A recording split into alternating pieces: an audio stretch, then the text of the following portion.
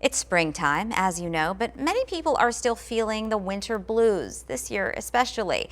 We're coping with a number of new stresses, coming off a challenging time, and now maybe you're returning to work or other in-person obligations and engagements, and that might make you feel a little stressed or nervous. As Dr. Gail Saltz joins us live this morning with a reminder to keep our mental health a priority. Doctor, thank you so much for joining us. It's really an important conversation as we transition back to a quote-unquote normal or previous life where we imagine being maybe happy about that, but that can come with a lot of nerves and anxiety too. Absolutely. I think many people, frankly, coming out of this year are finding that they're experiencing some sadness, feelings of loss of things that have been lost during the years. They might even feel depressed.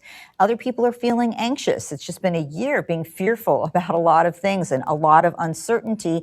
And as you said, maybe they're coming back out, but they have nervousness about that as well. Like what's safe to do.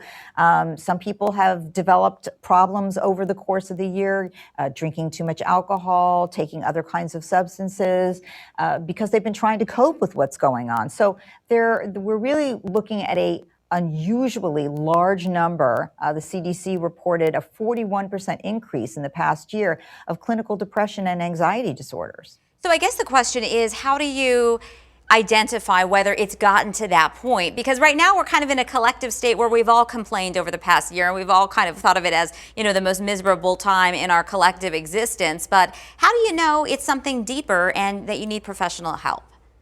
You're right. Many people are feeling these feelings. And look, if you're able to manage the feelings with, you're exercising regularly, you talk to people around you, family and friends, and that makes you feel better, that's great. But if you find that most days, every day for a couple of weeks, you're feeling either, really sad and weepy or very anxious and jittery, or maybe highly irritable and having angry outbursts, if you find that it's affecting your sleep, if it's affecting your appetite, your ability to concentrate, or you're having something called anhedonia, the loss of ability to take pleasure in things that previously did bring you pleasure. Certainly if you have thoughts like life isn't worth living, but even before that, these other things are signs that you actually may be experiencing a clinical depression or anxiety disorder, and you should seek treatment.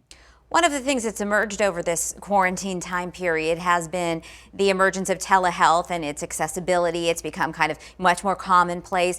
That's got to be very helpful for people who might have been hesitant to seek therapy.